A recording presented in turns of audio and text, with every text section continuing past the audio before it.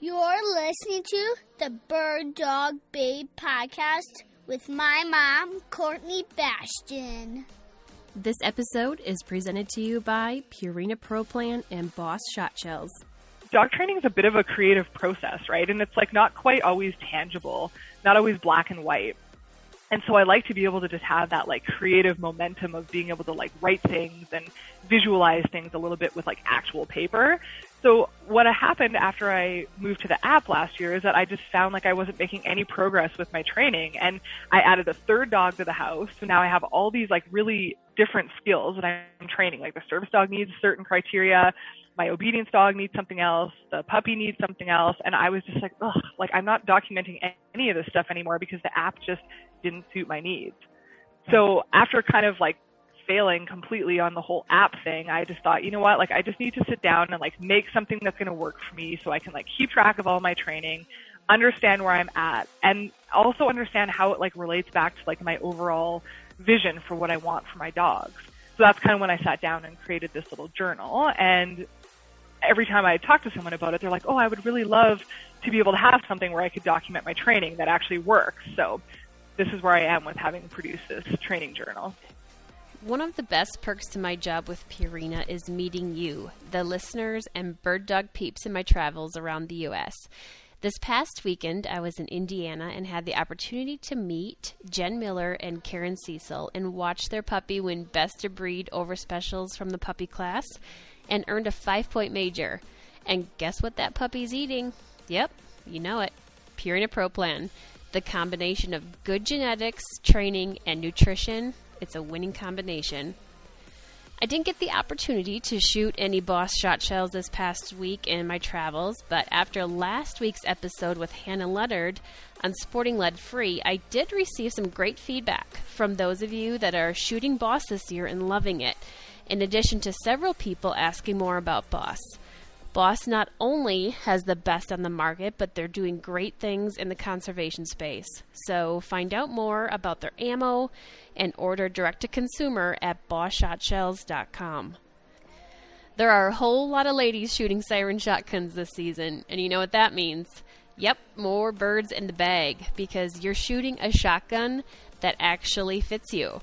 Be sure to join the Facebook group named Siren Owners Group to be one of the first to hear everything that's happening at Siren and to follow the adventures of fellow Siren shotgun owners in the field and on the clays. After several hunting trips the past few weeks, my truck needed a good cleaning. One of the reasons I chose Dakota 283 G3 kennels over other competitors was the fact that it has a built-in handle and weighs only 37 pounds. So I don't have to struggle to lift those kennels in and out of my truck. There are several well-built kennel brands that will also save your dog's lives in the chance of an accident, but I'm not about to use one that weighs 72 pounds that I can't easily get into my house or into a hotel during my travels. So head over to Dakota283.com and be sure to use promo code BIRDDOGBABE for 10% off. Okay, so I'm pretty stoked to share that the podcast has a new sponsor, OnX. I've been using OnX for years to help plan, scout, and navigate my adventures. Heck, even when I was a real estate agent, I used it to show my buyers property lines and surrounding parcels. So I was incredibly honored and grateful when OnX came to me with this opportunity. As with all of the sponsors and partners of this podcast, I have not only used all of the products and services long before we partnered, but I've also paid full price for every single one of them. Integrity is a pretty big deal to me, and I promise to never promote something that I don't personally believe in, use, and know that you will benefit from it. OnX is a tool that I use on every single hunt. Go to onxmaps.com to learn more and get yourself the #1 hunting GPS app today. My guest today is Tamara Champagne. Tamara has trained dogs for over 20 years for obedience, protection work, tracking, scent detection, IGP, conformation, and service dogs. And 6 months ago, she got herself her first bird dog, a German Shorthaired Pointer. Her commitment to allowing her dogs to do what they were bred to do has got her diving deep into the bird dog world. Tamara recently published Training with a Purpose journal to help dog trainers and owners outline and follow their goals. All right, let's get after it. Welcome to the podcast, Tamara. Thanks, Courtney. Thanks for having me. Yeah, absolutely. I'm excited. This is our first time recording on video as well. So this will be a nice little perk to share with the members of Patreon, that they can see the uncut version and be able to connect a little bit more, being able to see who we're talking to and actually getting to see some of the visuals and your passion in this. So yeah. I'm pretty excited about it. Thanks for doing this. You betcha. So tell us a little bit about who you are, what you do. You're coming to us from where in Canada? Yeah, so I'm coming to you guys from Calgary, Alberta, Canada. So for those of you who aren't totally familiar with the geography of Canada, we are really dead north of Montana. I don't know whereabouts you are in Montana, but we're probably a few hours from the border, I would say. Yeah, western Montana, like above Missoula. So yeah, perfect. Yeah, so we're not really that far, actually. And Calgary is really nice and close to the Rocky Mountains, so it's absolutely a beautiful city. We have great access to the border when it's open for us to travel. And yeah, it's a really fabulous place. There's lots of dog stuff going on here, so it's a really cool place to live for anyone who's involved in outdoor activities, dog training, hiking, skiing. We pretty much have everything. Very cool. So you are a trainer. What is it that you occupy the majority of your time with? Yeah. So I think all things dogs would be like the basic summary. But I've been, I also have a full-time job, so I should say that. That is like predominantly where I spend most of my time. Unfortunately, that 40 hours a week gets used up, and I work in pipeline inspection in my full-time job. I'm a quality manager for a pipeline inspection company here in Canada. And so anyone who's not familiar with quality management, really that's like looking at like auditing, compliance, process improvement, stuff that sounds pretty boring, but if you're into like structure and control, then it's a good spot for you for sure. But in my spare time, when I'm not doing the 40-hour work week, I love spending time with my dogs. And it's definitely, I would say, more than just a hobby at this point. It's an absolute obsession.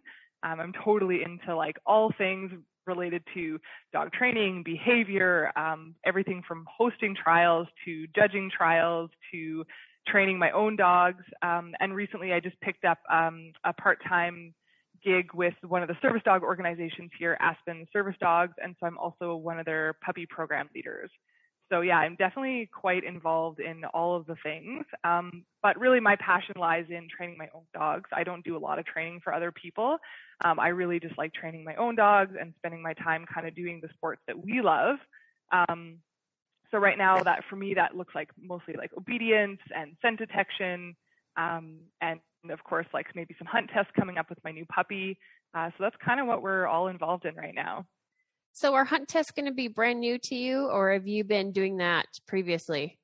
No, this is totally brand new. I got a short hair puppy this year, my COVID puppy. Everyone had to get one, right? Mm-hmm. So that'll be brand new to us. The short hair is also brand new to me. So it's kind of a new adventure that I'm really looking forward to.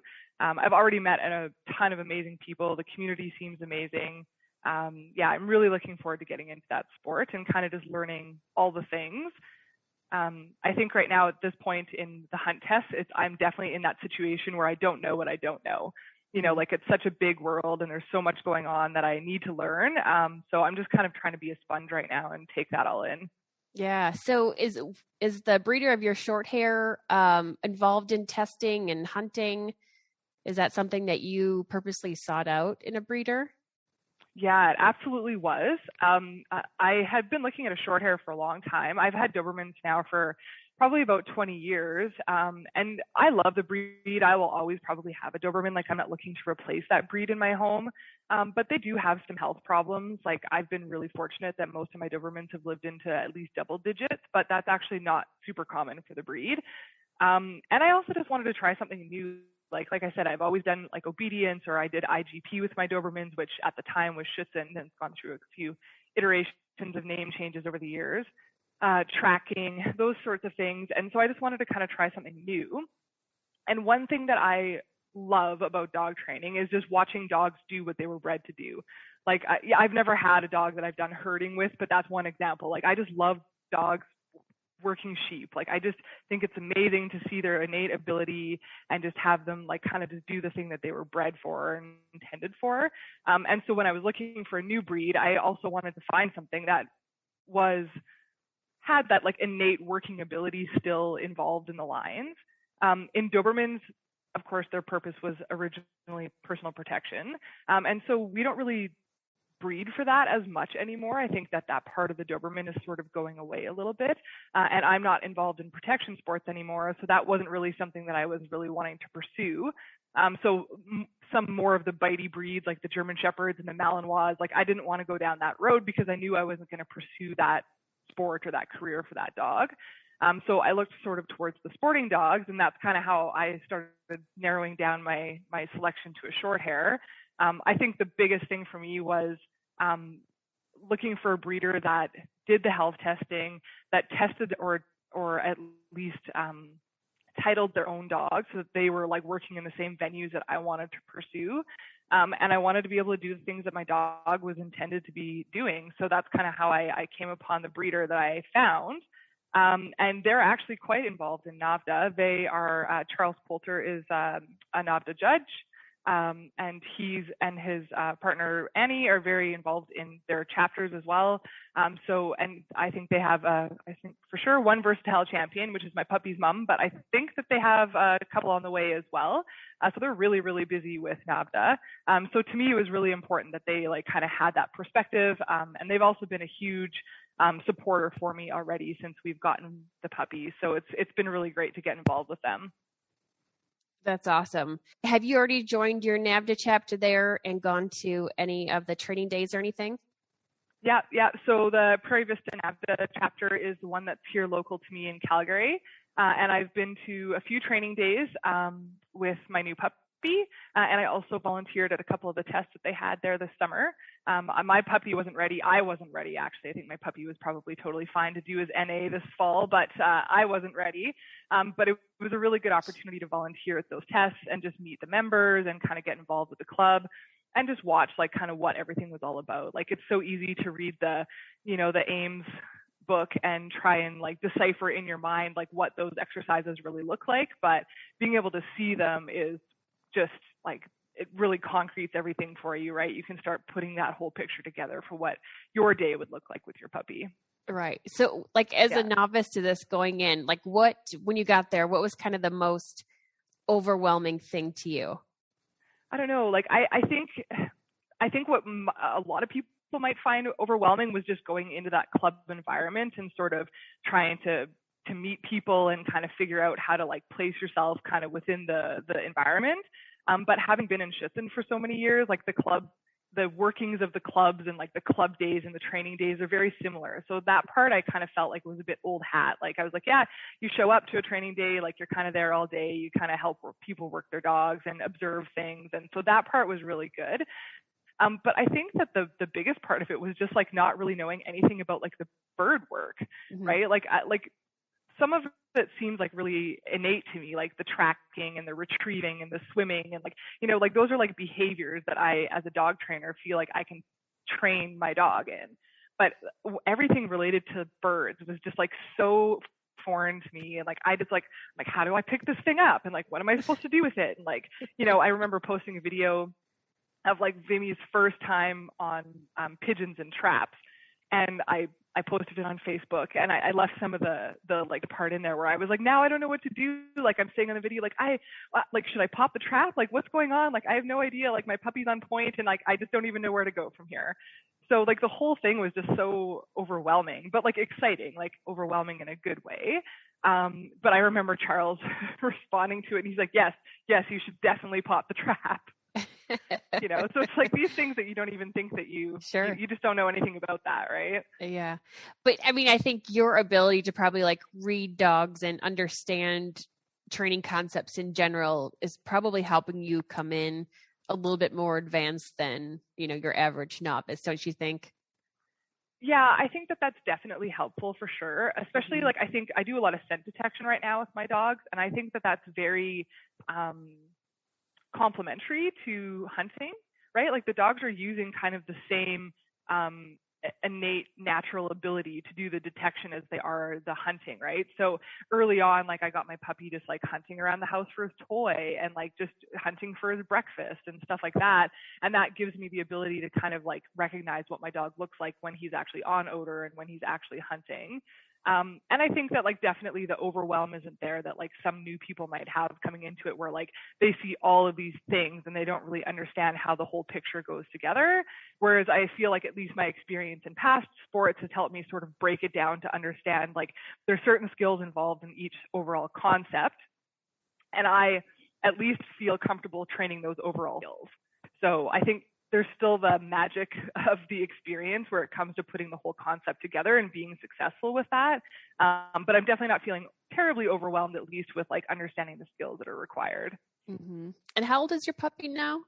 He's just 6 months. 6 months. Okay. Yeah. So you'll be testing him in next spring then. Yeah. I already feel like a little bit nervous about the timeline of all of that because I think he would have been ready. Like I just missed our last test. It was in August. And at that point, I was like, oh, he's just not really ready. Like he hadn't really been pointing any birds. And I was a little bit nervous about the water. And then it was like almost 2 weeks after our last test, like everything came together. He was swimming and pointing birds. And I was like, darn, I should have just taken a chance and done it. But what I'm feeling now is a little bit of pressure just based on our weather. Like, you know what it's like in Montana too. Like our springs are late. Mm-hmm. And so he'll be kind of aging out probably by like midsummer, right? Mm. So I need to make sure that we're hitting an early test as much as possible. Yeah. Yeah. Hopefully. Yeah. Cause I mean, we still sometimes have snow in April. I don't know about you guys. Yeah. But yeah. Yeah. And even in May, like, I don't know, the water is not very hospitable even by May long weekend. Like we have a holiday at the end of the month in May. And even that is like often we get snow or ice or it's not great. So I would say June is probably the earliest we would target anything. Yeah. Yeah. Will you do any hunting with him then, or have you given that a try, or is that something you're not quite ready to work on right now? Oh yeah, I'm just all in. All in. I love it. So I knew getting into this that was something that I would want to provide for my puppy. I wasn't really sure that I wanted to go hunting, but I'm like, okay, well, you know, it's like having any other breed that's got a job to do. Like I'm a big proponent for providing that stimulation to your dogs. I don't think that dogs are intended to just be couch potatoes and hang out in the backyard. So I think that they need to do the job that they were bred for. So I knew that I would be taking that on, but I wasn't sure how I would feel about it or like how, you know, like I'm a city girl. I've never done any hunting. My family's not into it. Like I don't know anyone that really does it. So I was like, this is going to be a big leap. But you know what? I've taken that leap and I've made some really great connections at our chapter club. The people have been like incredibly welcoming and really amazing. So I actually went to my first pheasant festival a few weeks ago with Vimy. He was just like freshly 6 months old. And I went with a gentleman from the NAVHDA club. He had a puppy a few months older than Vimy. And we went out and hunted some pheasants for the morning. And it was freaking awesome. Like I had so much fun. That's awesome. You're totally a bird dog addict now. 100%. Like that first morning, like sealed the deal. And I think had we not even like found any birds, I probably would have said the same thing, but the experience was just even so much better because both the puppies, he has got a drift puppy. I think she's about 9 months old. So those two just went out and they were all business. Like I thought, oh, these silly puppies, they're just going to like get out of the truck. They're going to be like running around and playing the whole time. Like we're basically going for a walk in the field, right? But that was not at all what happened. Like they came out of the truck, they did play for a minute, but then they kind of got right down to work. And like within minutes, Vimy had already gone on point on his first pheasant. That's so cool. At that point, I was like so motivated. I'm like, we're going to go find all the birds. This is amazing. That is so cool. Yeah, I love it. I have a long ways to go before I'm actually like independently like solo hunting. Sure. I don't know anything about guns. I don't know anything about like actually anything. So right now I'm super gracious for anyone who's willing to take me out and give me some exposure and teach me the ropes. But the long-term plan is to be able to get to the point where I can be, at least independent so I can take my own dog out when I want. Mm-hmm. I love that. I love that you're not intimidated by it. You're just like, I want to learn more. And that there's a little bit to tackle to become full on and go out there and hunt with your dog by yourself. But I mean, don't make it harder than it needs to be. Just if you can get yourself a gun that you feel comfortable with, you just get out there with your dog. Don't worry about too much else. And I think so many times we bring up the barriers of, I need the perfect clothes and I need the perfect gun and the perfect boots, and like, just get out there and do it. Just go have fun. You're going to learn something each time of, I think my hunt would be a little bit better if I could do this or have this, but not. Now that's a really good point too.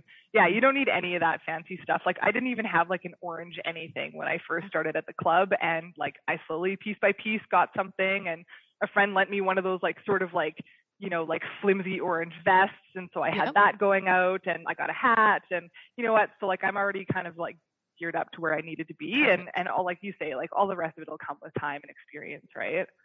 Absolutely. Yeah. I carry 2 of those like flimsy orange vests in my truck and a hat, just in case I come across somebody that's like, I want to go too. So I can just throw the orange on them and all right, let's go. Oh, that's a great idea, actually. Yeah, that's awesome. Yeah, it's handy. How long ago did you start training dogs? So I've been training dogs probably for just over 20 years now. I got my first Doberman like as soon as I moved out of the house. My parents were like, no Dobermans while you're living in this house.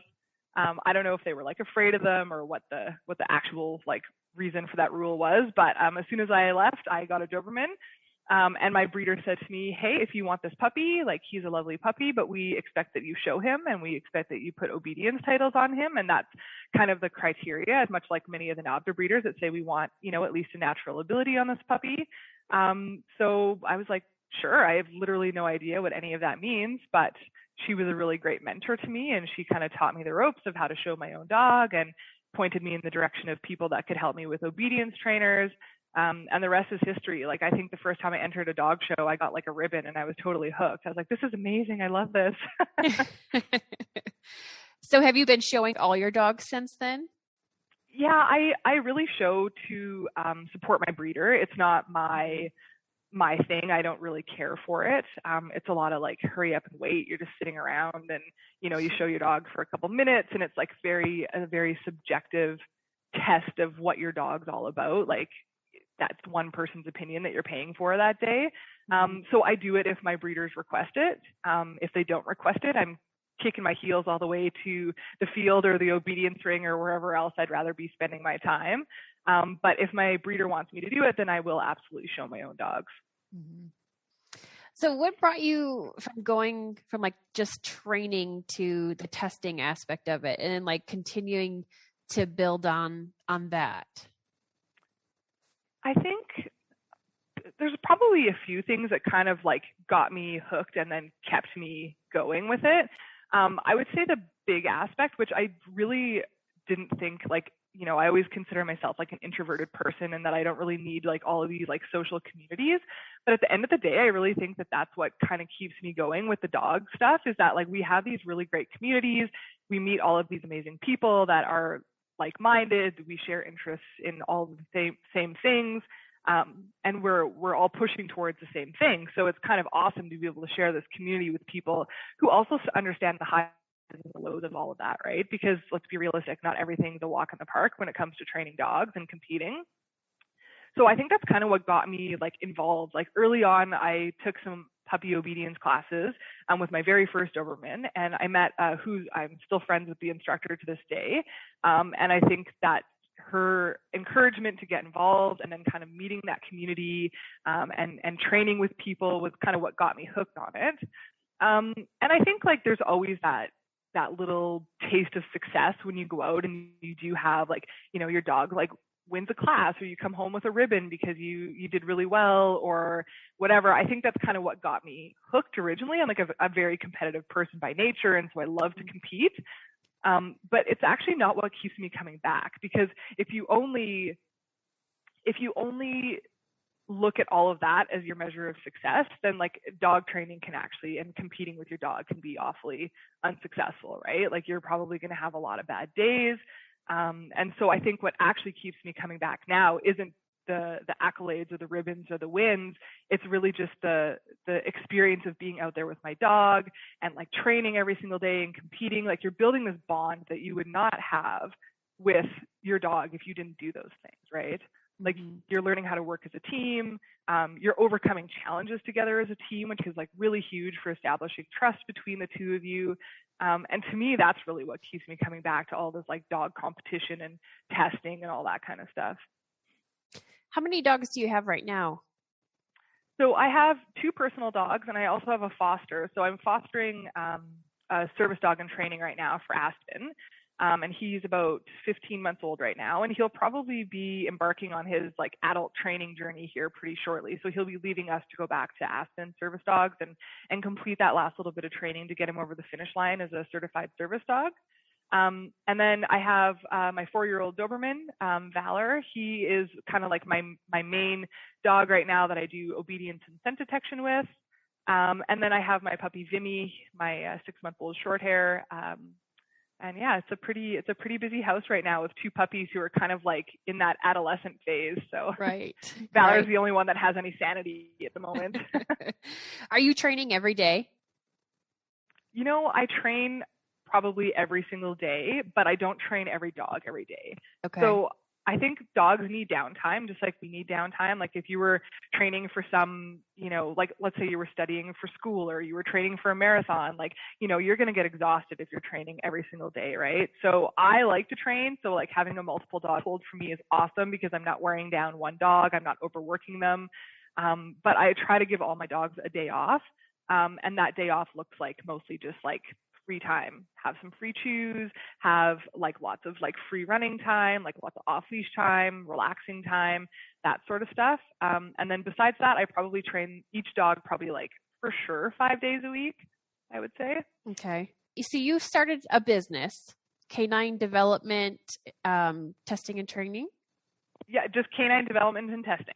And testing. Okay. Explain to the listeners a little bit about what that's about. Yeah. So, I mean, it's kind of come out of, so all these years, I have to preface this by saying that like I've been involved in dogs for 20 years and I've never bred a litter. I've never had the desire to breed a litter. I've like more or less kept my dogs intact, but just didn't really have the desire to do it or didn't think that they were really good breed representatives to breed them. So that's just never something that's crossed my plate. And frankly, it kind of takes away time from my training. And that's really what I'm passionate about. But I have not ever overlooked the amount of work that goes into the dogs that are being produced for my purpose, right? I realize that breeders are sacrificing so much of their time, their money, their own training time, their own dogs to be able to make sure that people like me have dogs that we can do sports with or that we can continue on testing and doing things with. So I've always wanted to be able to support them, but I don't want to breed. So I'm like, oh, how do I, you know, stay engaged with my breeder friends and support them through what they're going through without actually getting into breeding myself? And so like just knowing so many breeders over the years, all of these like little needs were emerging. And so I found myself kind of just like helping them here or helping them there. I was doing little things like I would temperament test a litter of puppies for them, or, you know, things would come up. We would brainstorm ideas for like treatment equipment for the puppies. And so that's kind of how canine development and testing sort of became. It was really just through the idea of like I wanted to support these people who were putting so much work into our purebred dogs to give me what I need for my dogs. And I like absolutely know the amount of work that goes into producing a litter and raising them and socializing them and feeding them and, you know, evaluating them to make sure that they go into the right home. So I want to be able to support that process. I love it. And kind of what you've just recently developed with all this is Training with a Purpose journal. Yeah. So I'm super stoked about it. I had a chance to look at it over the weekend, and I think it's such a great concept. Tell us a little bit about what that is. Sure. So it kind of diverts a little bit from like the original idea of supporting breeders. But what, again, like in conversation with all of these breeders and people who I train with, people were basically saying like, I want to train my dog to do this thing, this sport, whatever. But I feel like overwhelmed, or like, I don't know where to start, or I feel like I have too much on my plate. So I'm never really like making any progress.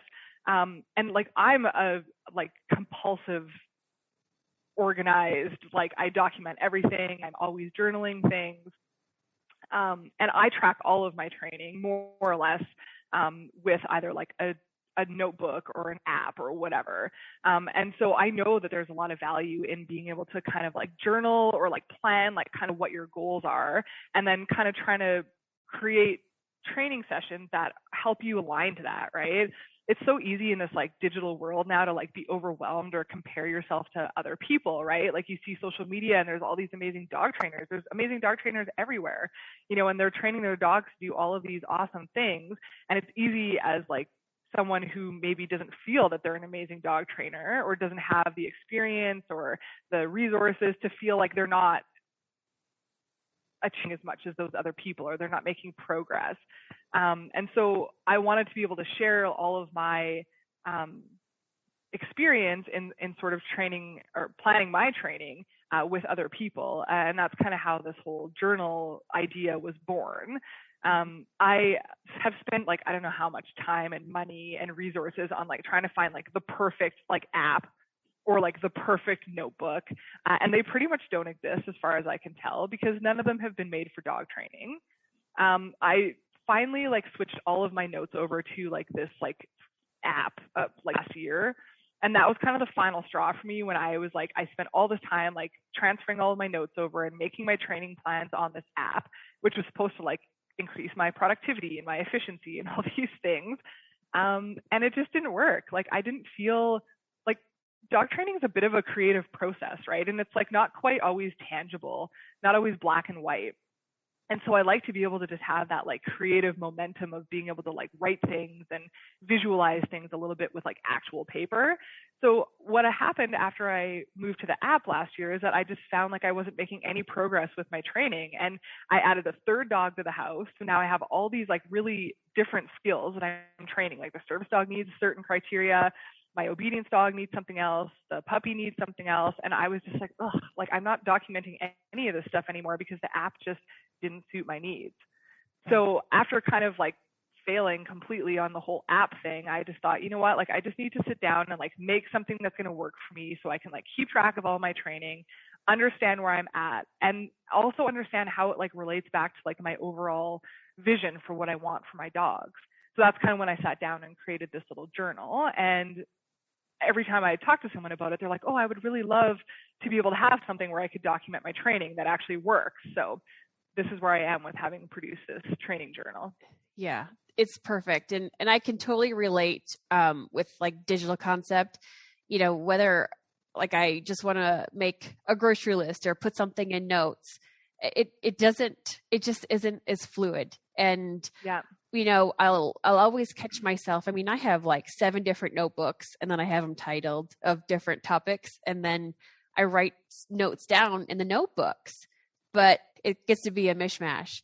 But I'm also a person that prefers reading magazines, reading books, having them right in front of me rather than going to them digitally. It's just easier to refer to it. I love your concept that it's so specific to dog training. That's not just writing it down in a spiral bound notebook, that it can get very specific. What are some of the main steps that you have in the journal? So I kind of have set it up kind of in 4 steps, but I guess I should say that like the idea of the journal was never that it was supposed to be linear steps. Excuse me. It really should be like cyclical. So I have the steps set up as dream, plan, train, and succeed. And each part of the journal kind of walks you through the process of what those steps are. So just for example, like under dream, you really just are doing a brainstorming activity where you think of like all the like just absolutely crazy things that you would love to achieve that are not necessarily goals yet. Like dreams aren't really specific, right? I mean, they can be specific, but they can also be like really huge and scary and things that like you might think are almost just a little bit unattainable, right? Like for example, like one of the things that I have now in my training with Purpose Journal is my dream for Vimy at least is for us to be able to do solo hunting. Like that's going to take a long time to get there, and not without like overcoming some significant like training hurdles and things on my end where I need to learn and grow. So to me, like that's a really long-term vision. But it's something that I want to do with my dog. And so I've kind of put that in there as something to work towards. But without having those dreams, it's really hard to kind of stay focused on something, right? Like, and this is kind of where I was going when I was saying like, you know, this whole world of like watching people train, and you can take all these online courses now, and you can divide your attention among like thousands of little things that are maybe not necessarily like contributing to where your vision is for your own dog, right? And so I think having those dreams and like actually writing them down helps to kind of keep you centered on what it is that you're working towards with your dog, and you're not getting distracted by all of these other things that pop up, because inevitably they do. Mm-hmm. How often are you seeing yourself visiting that journal to write down new dreams or goals and looking at what happened previously or how you can improve on that maybe next week or tomorrow? Yeah. So the dream part of it, like, and I have to go back and say that, like, you know, there's lots of space in here for you to write down your dreams, but you don't need to fill out all the spaces. You might only just have one thing right now, and that's totally fine. Like nobody's judging your dreams, or at least they shouldn't be. And so like Vimy's little like dream page, it's not completely filled out yet. Like I don't know where we're going, but like I have a couple things in there, right? So really the dream part of it, like I kind of revisit that just as often as things come up. And since our last hunting trip, that was one of the things that I added to my journal, was that I want to be able to get that to that point with my own dog. But from the training part of it, or like, let me actually just visit the planning part of it first. So from the dream part, you have all these like crazy wild things that you want to be able to do, but you need to set some goals around how you're going to get there, right? Like one of my like big dreams for Valor, my Doberman, is that I want to take an all breed high end trial. Like that's like one of the big coveted wins in all breed obedience, right? Specialty is one thing where you're only just competing against your own breed, but when you're competing against all the breeds and you have all these like amazing dogs and competitors on that level, like to me that is like one of the like big things in obedience, and I want to get there with him. So when I look at that dream, that's like that huge thing that like might seem like totally unattainable at this point, because it's like, well, how are we ever going to get there? But what I've done in the journal is I've distilled those into goals. So I've said, like, what are the key pieces that I need to work on with this dog specifically at this point in his training to get me to that vision? So like one of those things is to make sure that he has like perfect fronts and finishes. So like in obedience, the dog has to retrieve or recall to the handler in front position. And then they also, what they say is finishing. So that's how the dog has to get into heel position. But in competitive obedience, you're losing half to 1 point, maybe even 2 points. I had a trial where we lost 2 points on a finish. Like when you're talking about like little minuscule point deductions and you're losing points on every single front and finish, and there's maybe like 8 to 10 in each obedience routine, that's a significant number of points. So for me, my goal this whole next year is just to work on those and just eliminate as many of those point deductions as I can, just through good training and just like crisp mechanics and like getting him really clear on where his criteria is for those behaviors. Because to dogs, those things are kind of pretty gray, right? They're like, I don't know, is this straight? Is that straight? So that's like my goal. And I set those up as SMART goals. So I think it's really important to make sure that like when you're setting goals, that it's specific, measurable, attainable, relevant. So that means relevant to like what you want to accomplish, and that you have like some sort of like time bound idea of when you want to accomplish that, right? So for him, I made it very specific. I said, I want to specifically work on his fronts and finishes. I want to measure that by losing X number of points or less than X number of points in each obedience routine. it's attainable by, and then I write down all the things that are going to help me attain that goal. So like, what do I need to do? What are the things that I'm going to put in place? Maybe I need to seek out some extra support or coaching. Like that's the attainable part of your SMART goal.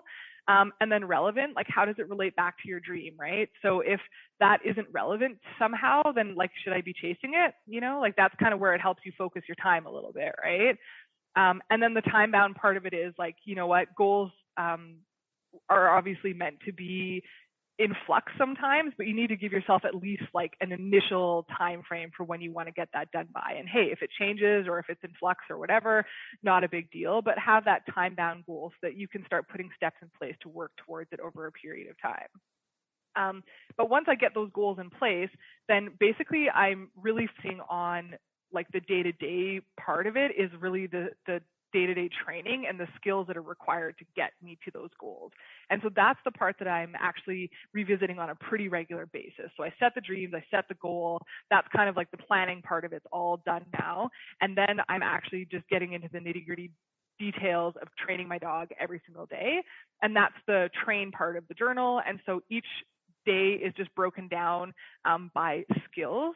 So I think that's really important to have a skill-based plan instead of a conceptual plan. It's really easy to say, hey, I want to work on this picture with my dog, but without breaking it down into little skills, it's going to be really hard to not only measure your success or measure your progress, but also it's not going to be as easy for your dog to learn them either, right?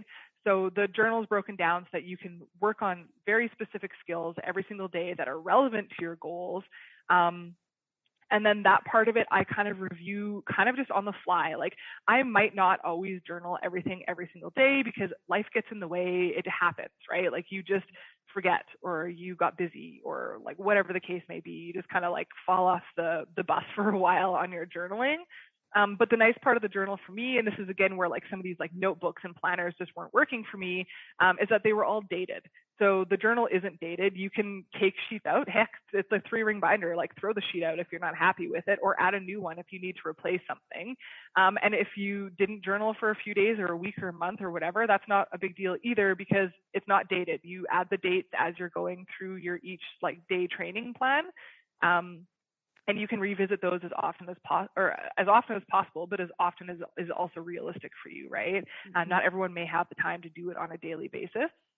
I try to plan out like at least a couple sessions at a time, but I don't go too far beyond that because a big part of this journaling process is really understanding like where that training session ended and looking at that, reviewing it kind of to your point, like how often am I reviewing it after every training session, at least in my mind.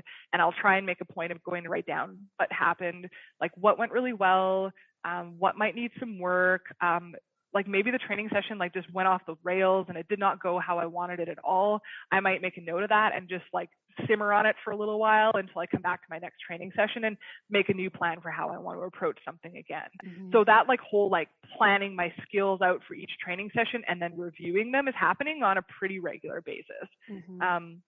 And it even happens like after trials. Like I was at a trial this weekend with Valor, a scent detection trial, and like our day just did not go the way I had hoped it did yesterday. And already like all the way on the drive home last night, I'm thinking about all the things that I want to put in place for my training or things that I might tweak differently.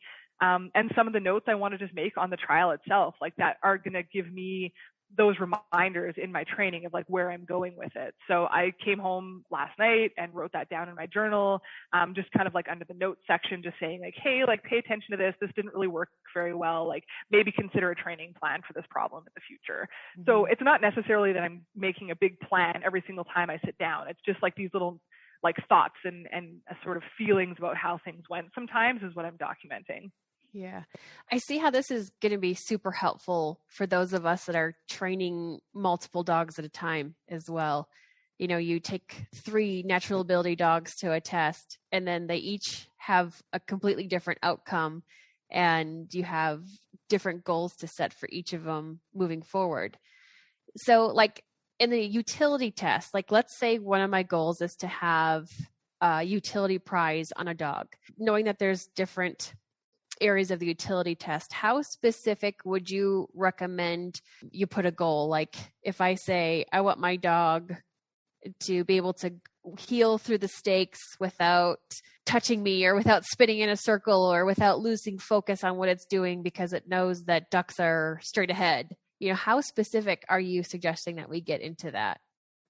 Yeah, I would think very specific, as specific as possible for that goal. So you might say, like, I want a prize one in utility. Like, let's just say you make it like a more generic goal, but then you're going to say, okay, how am I going to get there? So you might make some sub goals around that. Or if you want to make just that healing portion of it your goal, then I would make it really specific. Like you say, like, I want no tight leash. I want my dog's focus in this place. I don't want to have to give any extra commands. I like whatever that criteria looks like for you, I would write that in my goal under the specific part. Mm-hmm. And so in my journal, like the journal itself has just like a spot for the goal name or the title, and then just an empty box underneath. But for myself, I do write out the SMART acronym so that I can put like what is the specific criteria that I'm looking for here, right? Like that helps me kind of get it clear in my mind about exactly what I'm looking for.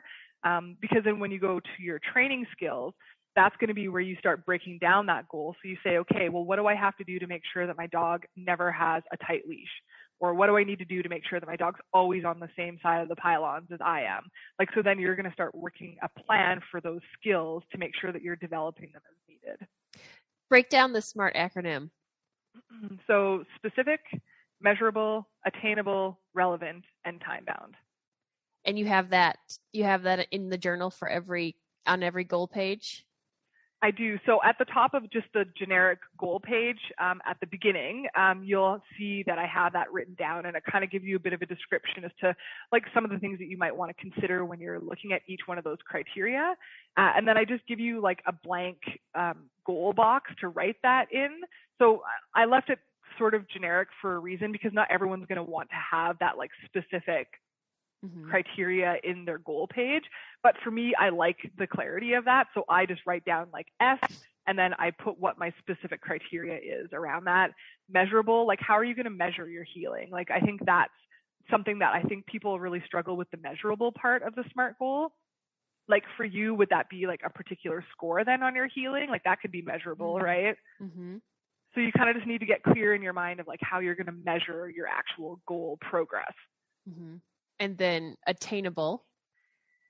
So how I look at it as like, how is it attainable, or how will you attain it? So like, what are some of the things that you need to do to get there? Like it's absolutely attainable, because like we can train dogs to do like amazing things, right?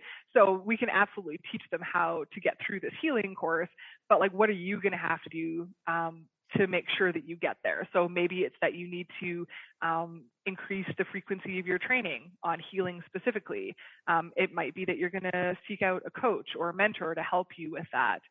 It might be that you're going to go to another like aims and rules clinic to like get clear on like what the criteria is. Like there could be so many things that you could put under attainable, but really I look at that as like, how is this going to be attainable for me, and what sort of things do I need to do to get there? And then what's our next one? Relevance. Yeah, relevant. So how is this goal, the overall goal of having nice healing or having a prize one healing, or however you want to write the goal out for yourself, how is that relevant to your overall dreams? Okay. Yeah. And then the last one. So time bound or timely, some people call it that. But basically, like, when do you want to achieve that by? Like, what's your due date, basically? Okay. Yeah, because if we don't put like a timeline around our goals, then you kind of like let them slip out forever, right? I mean, we get busy, we get distracted by things, and before you know it, you're like, oh my God, it's like 2 weeks before my test, and like I totally didn't work on any of my healing. You know, right. So, and like we've all been victim to that, like in any sport, right? Like you're like, oh no, it's like mad crunch time. It's good to have a due date on there. Absolutely. Yeah. And what I really love that you have in there, which I think is something that we overlook too often, is celebrating that goal. Yeah. And yeah, absolutely. I mean, don't you think? Because it's something that we just overlook. We're like, okay, I got a prize one. That's great. Yay. But like, what do you do? What do you personally do when you hit one of those goals? I mean, it's always nice to like have this and have that check mark of did it, done, but like, what's something that you personally do? You know, lots of things. I think that like I'm actually like very motivated by like the perpetual success. Like I'm a complete junkie. So I think like honestly, like I just keep going, and I'm like a very driven minded person that way. It was actually a good friend of mine. She reviewed the journal before I released it, and it was a very last minute addition actually into the journal. So I'm glad that you like it. Yeah. But she was the one that actually gave me that idea, because not everyone is that intrinsically motivated, right? Like sometimes you do need a little bit of a carrot. But for me, I try to like focus on non-training things that are rewarding, right? So like I might go explore a new trail with my dog that I haven't been making time to do because I've been super crunched trying to train 3 dogs for 3 different sports, or 3 different venues. So I might just like put that time aside and say, you know what, like Sunday morning, like if we get to this goal, then I'm going to go like explore that new trail that I really wanted to get to. It has nothing to do with dog training. It's going to be super rewarding for me and my dogs.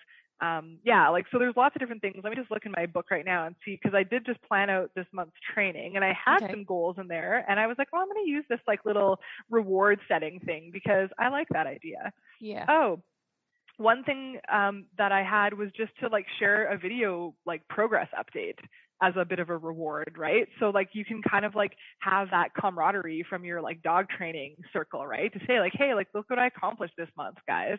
Like it doesn't necessarily need to be that I'm gonna like get my high-end trial this month. Like the goal setting process can be more than just achievement or like a status, right? And I think that's actually a really good point about the monthly overview, is that I try to provide a spot for you to look at things that are not just like your overall goals. Like how can you actually work through these things without achieving something, right? Like too often we want to just check the box, but like really in dog training, that's not how the real world works, right? Like there's often a lot of stumbling and kind of rejigging the plan before you are successful.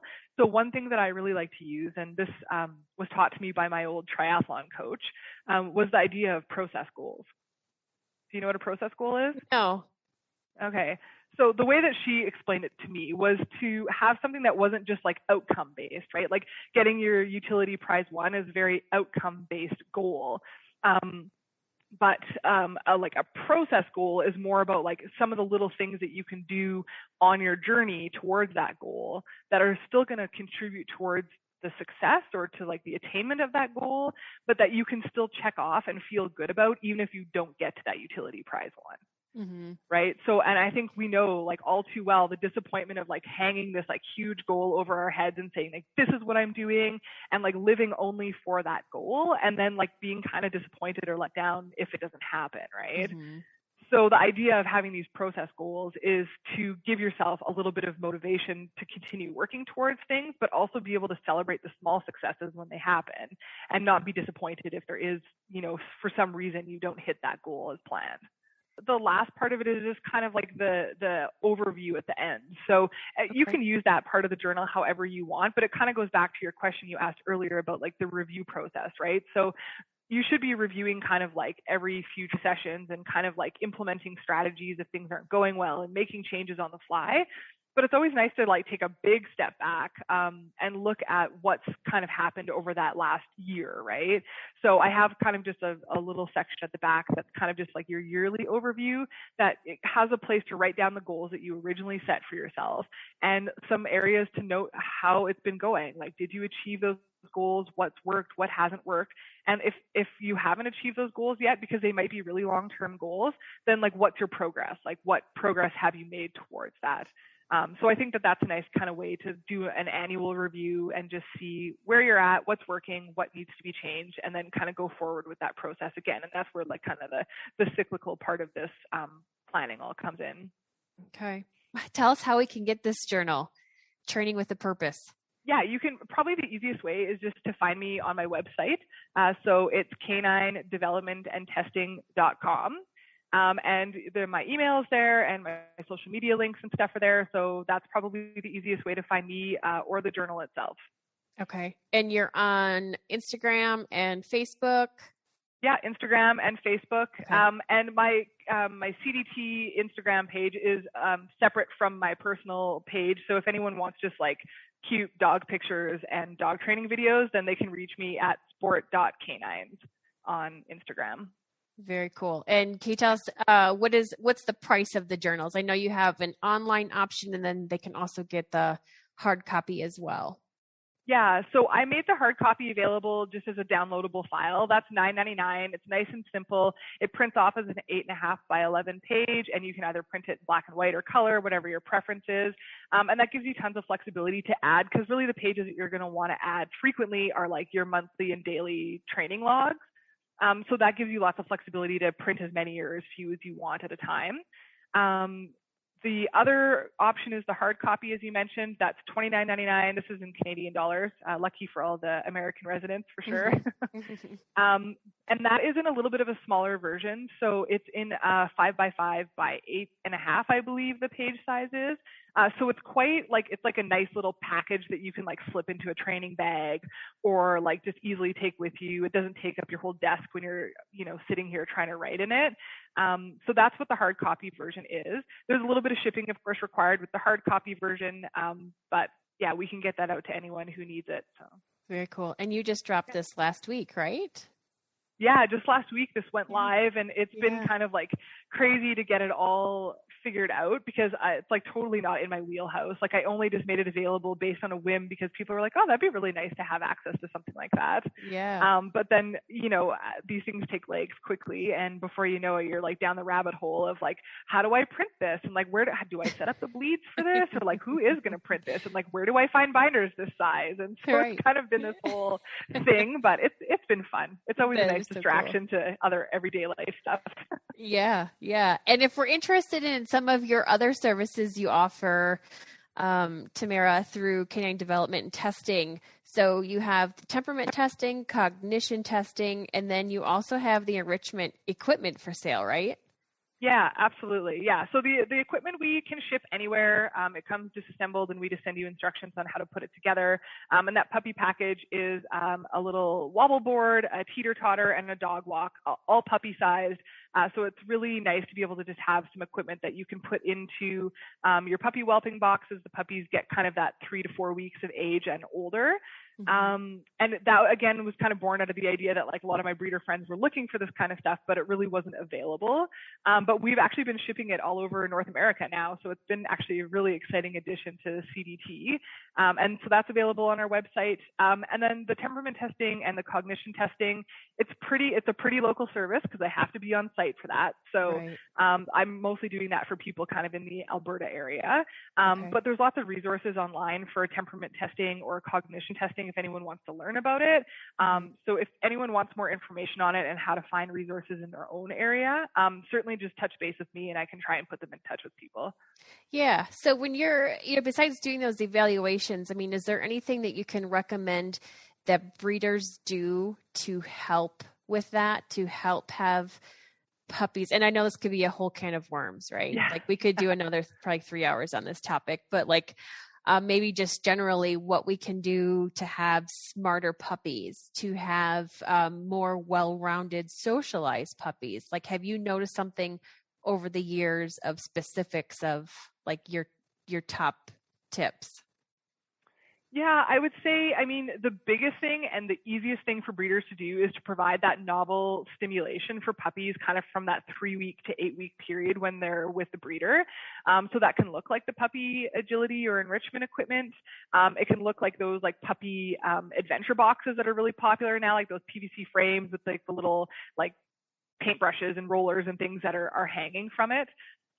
Really just anything simple. Like I think that, again, people get like so like caught up in the idea that it has to be like this big thing, but it doesn't. Like any little enrichment that you can give your puppies every single day to new sights and sounds is perfect. And that'll really go a long way to socializing puppies into kind of what we're looking for when they go home at 8 weeks, right? We just want like bold, confident, happy social puppies, and giving them that novel stimulus in their environment every day, piece by piece, without overwhelming them is really the best way to do it. Mm-hmm. Perfect.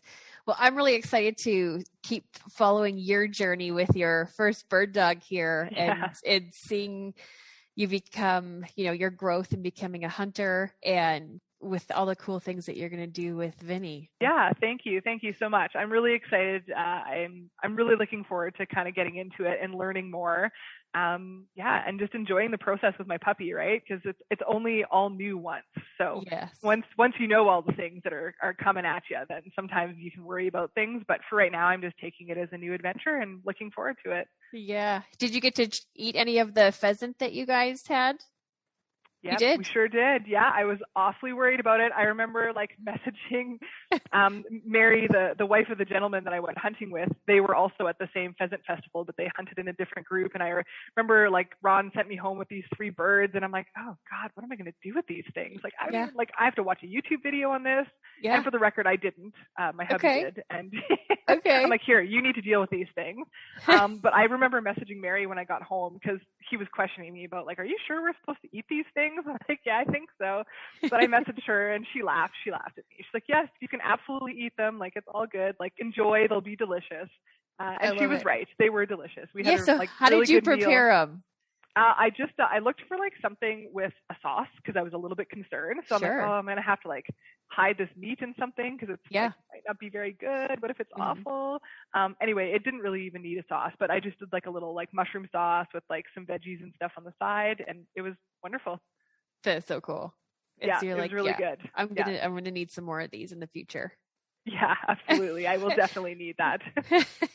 And it's such another step in being a hunter as well, is just, having that ability to have the complete, from the bird dog to the hunting and being able to put food on the table. And then, man, I just bet with how detailed you are with stuff, I bet you're going to start doing really cool things with your birds. Thank you very much. Yeah, I think it's all part of the process for sure. If I'm going to embrace this thing, then it's got to be the whole thing. I can't let the birds go to waste afterwards. So if it's going to be part of it, then I'm just going to embrace the whole lifestyle and go with it.